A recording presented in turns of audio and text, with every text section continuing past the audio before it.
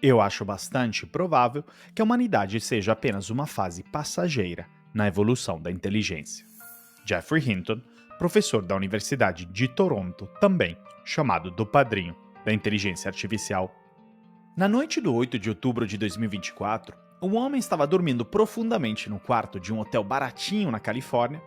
No dia seguinte, ele tinha agendado uma ressonância e, sendo que tinha tirado um dia de folga do seu trabalho como pesquisador e professor universitário sobre o tema da inteligência artificial, já queria estar perto do hospital em que teria que fazer essa ressonância. Porém, às 2 da manhã, uma ligação no celular o acordou desse sono profundo e, ainda meio sonolento, atendeu a ligação. Do outro lado do telefone, após se certificar que estavam falando com ele mesmo, lhe comunica: "Estamos entrando em contato para lhe comunicar que o senhor ganhou o Prêmio Nobel da Física." Oi? Estou acordado mesmo ou estou sonhando? Deve ter pensado o homem. E logo pensou que pudesse ser uma brincadeira de mau gosto ou uma pegadinha. Foi aí que foi olhar para o número que estava aparecendo na tela e era de fato o número da Suécia. Efetivamente, a organização do Prêmio Nobel fica na Suécia, então pode ser que seja verdade. O sotaque sueco do interlocutor, inclusive, o convenceu ainda mais, e por mais que a própria tecnologia que ele estudava a fundo, propriamente a inteligência artificial, pudesse replicar sotaques perfeitos de outros idiomas, ele se convenceu que a chamada era de verdade quando percebeu que mais de uma pessoa, várias pessoas, estavam na linha, todas inclusive com sotaque sueco. Foi naquele momento que a ficha caiu e ele se deu conta que, de verdade, foi o ganhador do Prêmio Nobel da Física de 2024, junto com John J. Hopfield, da Princeton University. Este homem, que foi acordado no meio da noite na Califórnia, era propriamente o Geoffrey Hinton, da Universidade de Toronto, considerado o padrinho da inteligência artificial e que já foi pesquisador do Google, onde trabalhou no Google Brain, e que já foi co-recipiente do Prêmio Turing, que frequentemente é chamado do Nobel da Computação, ao lado do Ian LeCun e Yoshua Bengio, dois grandes experts de inteligência artificial. No dia seguinte, ele obviamente cancelou a sua ressonância e a agenda se lotou de entrevistas e participações em programas de TV e internet, nos quais, inclusive, ele compartilhou essa história divertida de como chegou a descobrir do prêmio. A reflexão que surgiu, porém, é se o prêmio Nobel foi dado a pesquisadores da inteligência artificial, será que os prêmios Nobel de 2024 foram fundamentalmente prêmios à inteligência artificial? E é disso que queremos falar neste episódio do Metanoia Lab. Aqui o André Iorio, palestrante e escritor sobre transformação digital, liderança e inovação. Já fui diretor do Tinder por 5 anos e Chief Digital Officer na L'Oréal e sou hoje professor de MBA na Fundação Num Cabral. Hoje trabalho com mais de 100 empresas por ano nos Estados Unidos, Europa e América Latina em projetos de transformação de seu negócio e sua cultura. Tenho 4 livros publicados, sou colunista do MIT Technology Review e sou também host do podcast da NVIDIA. Vem aí! Também quero lembrar que essa 4ª temporada é também um oferecimento da Oi Soluções, da qual sou embaixador na área de tecnologia. A Oi Soluções é uma integradora de soluções digitais para grandes empresas, com portfólio completo de cibersegurança, cloud, inteligência artificial, UC&C, IoT, Big Data, aplicações digitais e observabilidade, ou seja, tem todo tipo de solução tecnológica e inovação que simplifica a transformação digital da sua empresa. Então lembre-se sempre, desafios inovadores pedem Oi Soluções. Mais detalhes no site oisoluções.com.br ou entre em contato com o consultor Oi Soluções. Mas falando então sobre o nosso protagonista de hoje, o Geoffrey Hinton, é um cientista da computação britânico-canadense, muito reconhecido, como falamos, como um dos pioneiros da inteligência artificial e do deep learning. Ele é co-inventor dos algoritmos de retropropagação e redes neurais, que são a base de muitos dos avanços modernos em inteligência artificial, como reconhecimento de fala, visão computacional e processamento de linguagem natural. O Hinton foi professor na Universidade de Toronto e também pesquisador do Google, onde trabalhou no Google Brain. E em 2018, ele, como já mencionei, foi co-recipiente do Prêmio Turing, que é também chamado do Nobel da Computação, justamente com Ian LeCun e Joshua Bengio pelo seu trabalho fundamental em redes neurais artificiais. E sim, hoje ele também pode dizer que também é um ganhador do Prêmio Nobel. E é sobre justamente a inteligência artificial e seus riscos que ele nos fala nesta próxima frase, que aponta a necessidade de olharmos também para os riscos da inteligência artificial. Ouça só. So I think it's rather different from climate change. With climate change, everybody knows what needs to be done. We need to stop burning carbon. It's just a question of the political will to do that, and large companies making big profits not being willing to do that. But it's clear what you need to do. Here we're dealing with something where we have much less idea of what's going to happen and what to do about it. And so I wish I had a sort of simple recipe that if you do this, everything's going to be okay, but I don't. In particular, with respect to the existential threat of these things getting out of control and taking over, I think we're at a kind of bifurcation point in history where in the next few years, we need to figure out if there's a way to deal with that threat. So I think it's very important right now for people to be working on the issue of how would we keep control. We need to put a lot of research effort into it. I think one thing governments can do is force the big companies to spend a lot more of their resources on safety research. So that, for example, companies like OpenAI can't just put safety research on the back burner.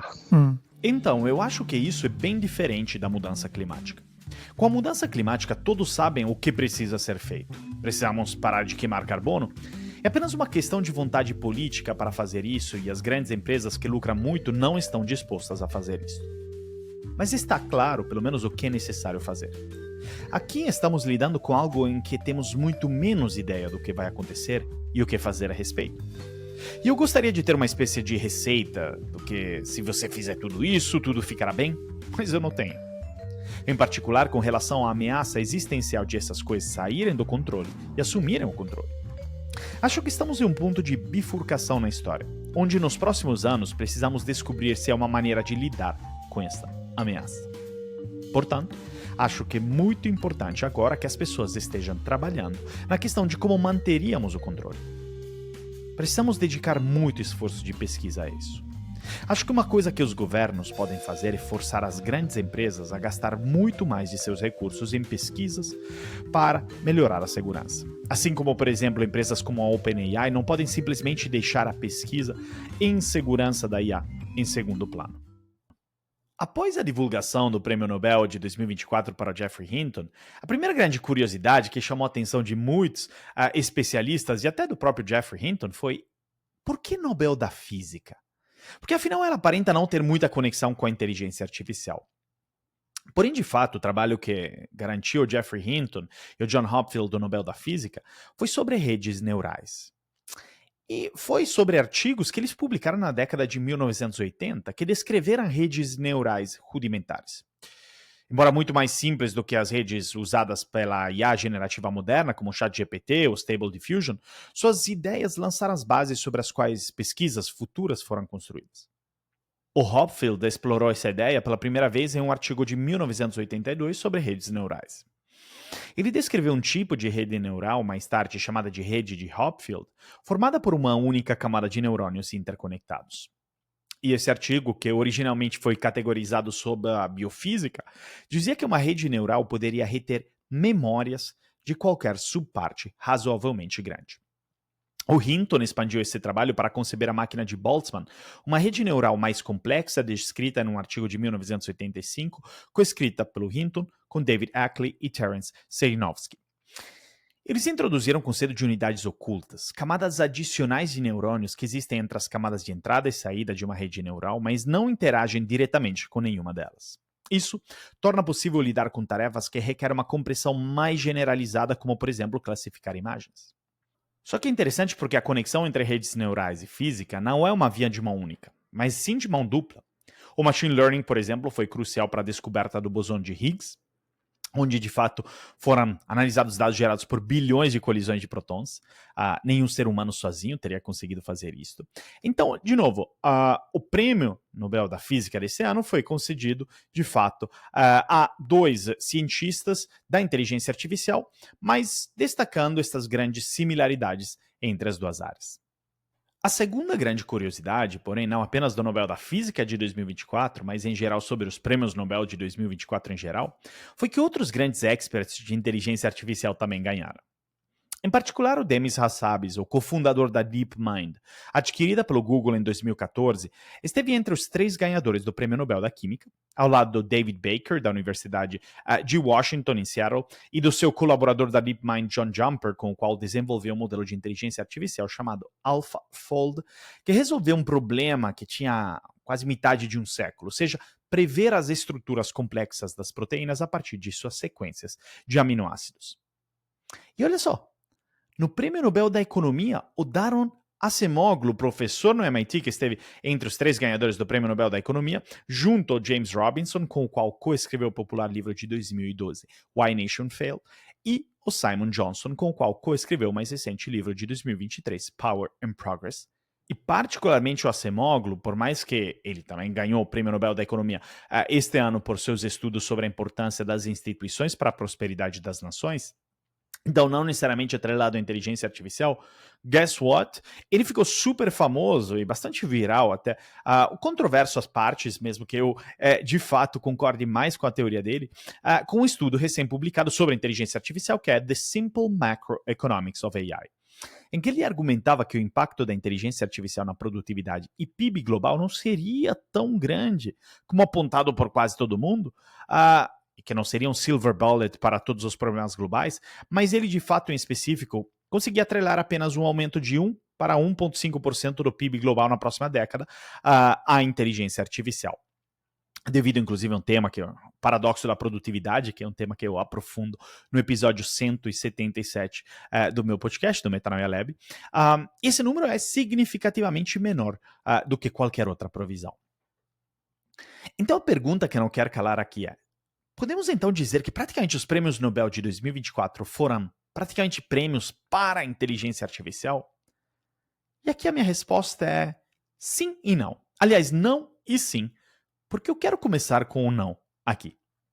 Porque por mais que seja tentador ver essa correlação entre os prêmios Nobel de 2024 e a inteligência artificial, a primeira coisa que devemos dizer é que os que não mencionamos, como o Prêmio Nobel à Literatura, que foi dado à extraordinária escritora sul-coreana Han Kang, e o da Paz ao japonês Nihon Hidankyo, presidente da Confederação de Vítimas de Bombas Atômicas, não tem conexão com a inteligência artificial.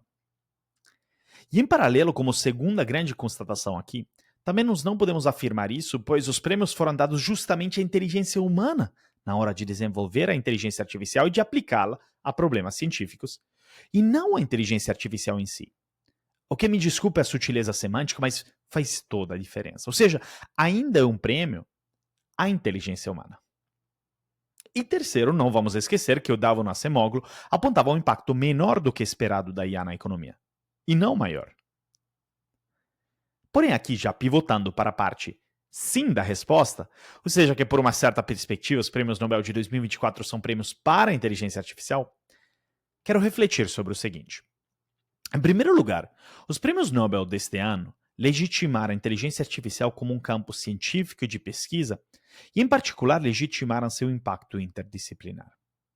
Veja só, os prêmios em física e química destacaram a crescente importância e legitimidade da IA em disciplinas científicas tradicionais, e esse reconhecimento eleva a pesquisa em IA aos mais altos níveis da realização científica. Esses prêmios demonstram a capacidade da IA de contribuir e transformar diversos campos, e como Virginia Dignum, membro do Comitê da Ética da IA da União Europeia, observou, ela disse que as verdadeiras inovações na ciência não são mais domínio de uma única disciplina, mas requerem uma perspectiva mais ampla. Ela disse isso ao comentar os prêmios Nobel deste ano. E tudo isso pode trazer enormes implicações sobre o uso futuro da IA, não só na ciência, mas até nas empresas e nos ambientes de trabalho.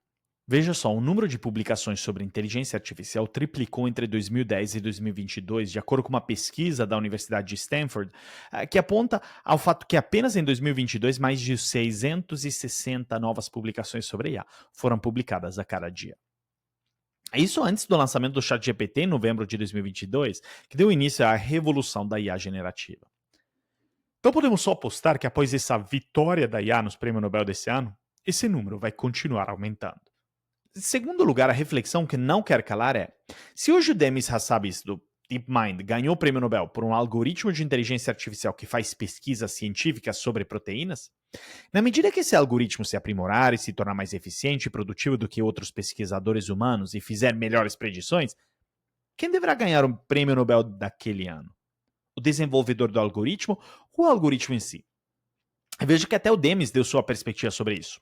Ele disse que, afinal, por mais que o prêmio Nobel é frequentemente concedido por pesquisas realizadas décadas atrás, depois que seu impacto é claramente avaliado como tendo o benefício para a humanidade, você precisa de tempo para ver isso, né? O Demis ele apontou o fato que o AlphaFold 2, que foi demonstrado pela primeira vez há apenas 4 anos e tem sido usado por cientistas ao redor do mundo para enfrentar uma série de problemas científicos, hoje em dia, veja, ele foi usado por mais de 2 milhões de pessoas ao longo de 190 países, de acordo com o Comitê do Nobel, para explorar a resistência das proteínas a antibióticos, também o design de medicamentos, a resiliência das culturas agrícolas e outras questões científicas. Então, embora a inteligência artificial tenha chegado ao ponto em que os cientistas podem desenhar melhores experimentos graças aos insights fornecidos pelas previsões da inteligência artificial, o Demis Hassabis disse à conferência após ter ganhado o prêmio que é muito prematuro falar ainda sobre a IA estar envolvidas em todos os prêmios. Porque a engenhosidade humana vem primeiro fazer a pergunta, desenvolver a hipótese, e os sistemas da inteligência artificial não podem fazer nada disso. Eles apenas analisam dados hoje em dia. Ok, mas é justamente essa parte dos dados que aponta como esses prêmios demonstraram um impacto transversal e interdisciplinar da inteligência artificial. A IA pode se encaixar na maioria das categorias e, sem dúvida, irá impactar nossas vidas em algum nível. Por exemplo, a tecnologia também tem sido usada para gerenciar tráfego, né, no dia a dia, por aplicativos como o Waze e o Google Maps, fazer previsões sobre ele, inclusive. Escolhe seriados pela gente no Netflix quando a gente fica indeciso. E os prêmios Nobel de Química e Física, sendo concedidos ao uso da IA, mostram de novo o triunfo da interdisciplinaridade da tecnologia. Justamente por essa capacidade de analisar dados em volumes quase infinitos e achar correlações que seriam impossíveis aos olhos humanos ou a mentes humanas, ao fazer simulações que também seriam impossíveis para nós humanos. E olha que interessante, justamente o que o AlphaFold faz hoje em dia. Então, quais são algumas das implicações dessa resposta parcialmente sim? É que, se por um lado a IA está resolvendo problemas intratáveis e analisando enormes quantidades de dados científicos, ao mesmo tempo está levantando preocupações sobre as maneiras pelas quais pode colocar a ciência da ponta nas mãos de atores mal intencionados, como o Geoffrey Hinton mencionou em sua frase acima, destacando a importância das empresas de inteligência artificial investirem em segurança e ética da IA. Mas diferente da mudança climática, onde sabemos o que devemos fazer, e veja o que o Geoffrey Hinton falou antes, dessa vez não está claro o que precisamos fazer. Mas sabe como reflexão final o que eu penso aqui? É que muito provavelmente não sabemos o que fazer na mudança climática porque há anos se popularizou e tangibilizou o tema, ao ponto de fazer com que instituições e pessoas pudessem se juntar para identificar as ações necessárias. Isso ainda não aconteceu com a inteligência artificial, que por mais que esteja sendo utilizada todos os dias, ainda é vista como uma tecnologia distante e difícil de entender. E é por isso que, por mais que eu concorde que não dá para dizer com 100% de veracidade que a IA foi quem verdadeiramente ganhou esse prêmio Nobel, mas é mais na casa de 50 e 50, admito estar feliz com o impacto positivo que isso vai ter sobre o senso de urgência que temos como sociedade e pessoas, de ter as reflexões necessárias para entender o que devemos fazer, o que não fazer, além de usá-la na hora de analisar dados, criar conteúdos e fazer pesquisa, porque tem muito mais do que isso na inteligência artificial. Eu quero que você reflita em tudo isso como dever de casa e me conte, pois qualquer ideia, dúvida, comentário ou até mesmo reclamação, é só entrar em contato comigo pelo site andreaiori.com ou por meu LinkedIn. E lembrando que também esse episódio é um oferecimento da Oi Soluções. A Oi Soluções é uma integradora de soluções digitais para grandes empresas, com portfólio completo de cibersegurança, UC&C, cloud, inteligência artificial, IoT, Big Data, aplicações digitais e observabilidade, ou seja, tem todo tipo de solução tecnológica e inovação que simplifica a transformação digital da sua empresa. Então, muito obrigado pela atenção até agora e até semana que vem com mais um episódio do Metanoia Lab.